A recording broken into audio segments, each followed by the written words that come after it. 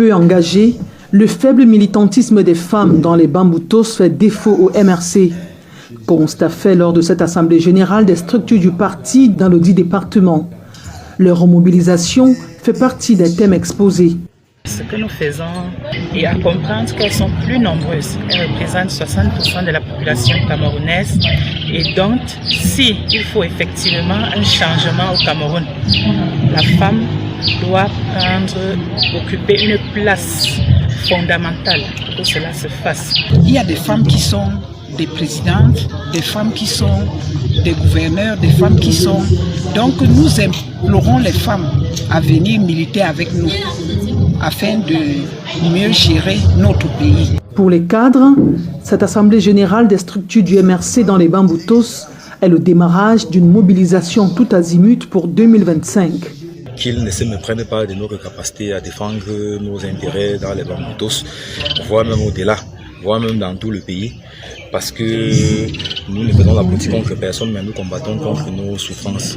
Il n'est plus question que nous continuions à vivre comme des esclaves dans notre propre pays. Et occasion d'envoyer des messages aux partis au pouvoir. Avant cela, ils ont rendu un hommage à leurs camarades décédés à la prison principale de Niobel-Douala. L'idéologie du MRC reste en nous et nous sommes fiers de sortir de prison et de continuer le combat.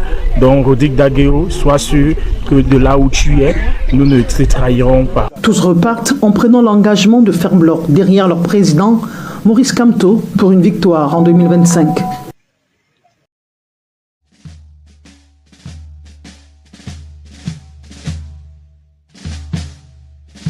And top officials of the Southwest region in two sectors.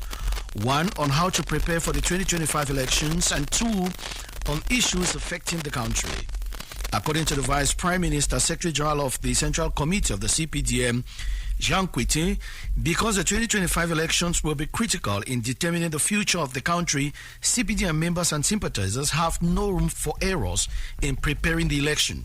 Against this backdrop, party members were told by the Secretary General and other top party officials who did paper presentations that party discipline is key, that there must be collaboration amongst members of the party, and that the selection of candidates must reflect the Cameroonian society.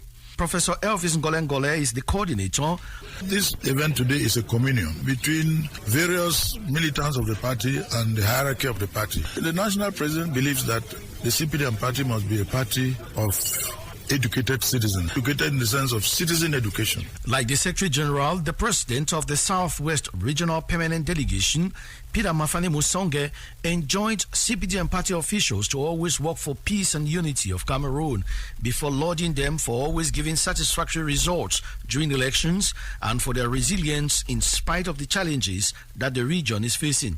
The workshop, which was attended by cabinet ministers from the Southwest region, Southwest Governor Bernard Okale Bilai, elected officials amongst others, ended with emotional support to the head of state and the donation of a gift to the Secretary General of the Central Committee by the people of the Southwest region.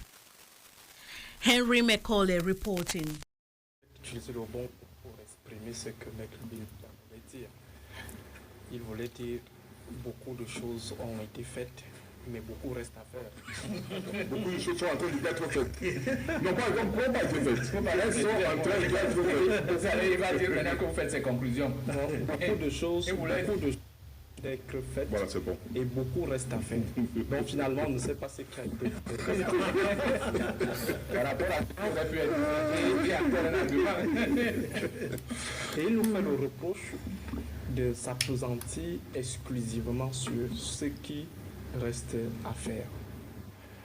Alors je pense que, maître, lorsque vous avez par exemple 10 enfants à nourrir, si vous parvenez à nourrir 3, vous n'allez pas faire le reproche à ceux qui vont dire non, on a fait des 7 à la nourriture sur le prétexte qu'ils seraient de mauvaise foi. Et vous avez pris le temps de comptabiliser les choses qui sont en train d'être faites. Mais vous n'avez pas comptabilisé les groupes qui restent à faire. Est-ce que vous pouvez avoir dans l'honnêteté de nous donner pour qu'on essaye de faire non, il va dire que les premiers les échoués. Je comprends une chose. Là, je veux dire une chose.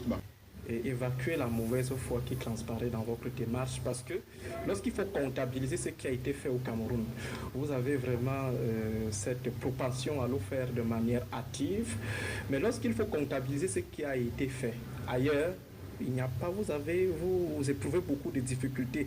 Maintenant, ce qui n'a pas été fait ici, même chose, vous avez des difficultés à comptabiliser, mais ce qui n'a pas été fait ailleurs, vous avez cette propension à le faire avec rapidité.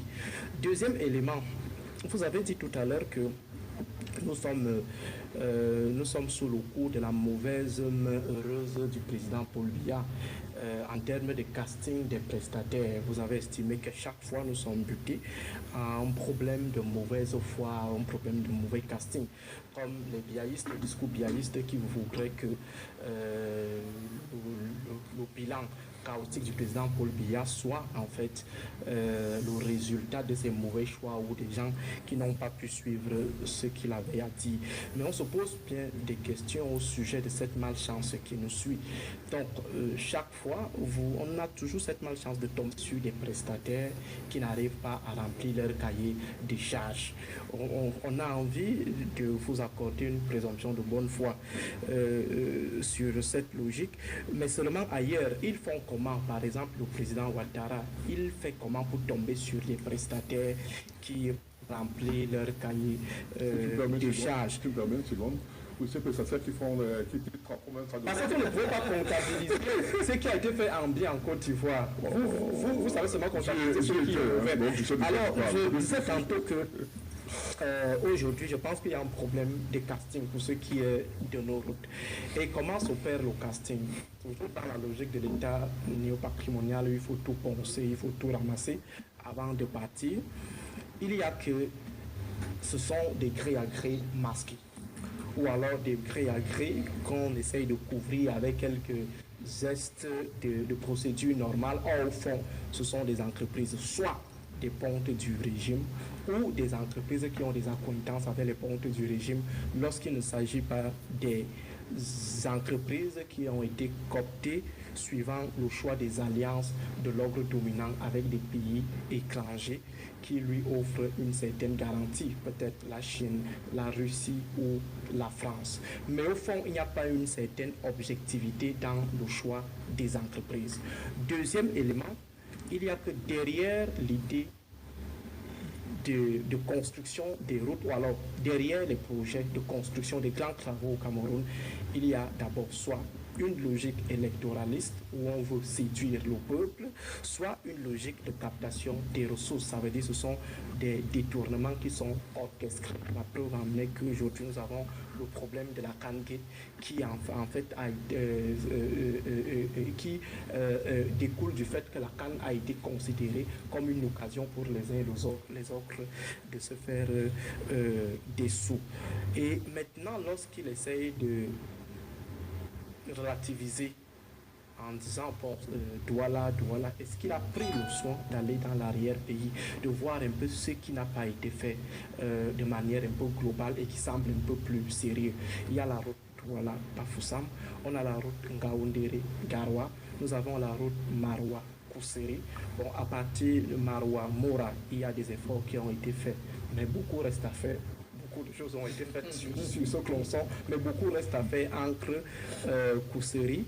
entre Mora et Kousseri, en passant par Tidé, Maltam, Dabanga. Donc il y a encore beaucoup de choses à faire dans ce sens-là. Alors, on sera en train de trouver des circonstances attenantes à l'État si en retour, en amont, il n'y avait pas des ressources disponibles. Mais curieusement, on se rend compte que lorsqu'il faut implémenter des politiques qui peuvent apporter un plus à la masse, il y a un problème d'argent. Mais lorsqu'il faut évoquer la question des détournements des fonds publics, on trouve donc des milliards. Et c'est ce qui révolte même beaucoup plus les populations. Si le Cameroun était totalement en crise, de sorte que nous tous, nous soyons dans une situation chaotique, une situation de casserole rouge ou de casserole totalement vide, on serait en train de trouver des circonstances attenantes à l'État. Mais Mais lorsqu'on se rend compte que des gens opèrent dans la gabegie financière avec une fracture sociale assez forte entre les en haut d'en haut et les en bas d'en bas, mais ça interroge quand même. On va nous faire savoir qu'il y a des politiques qui ont été mises en œuvre.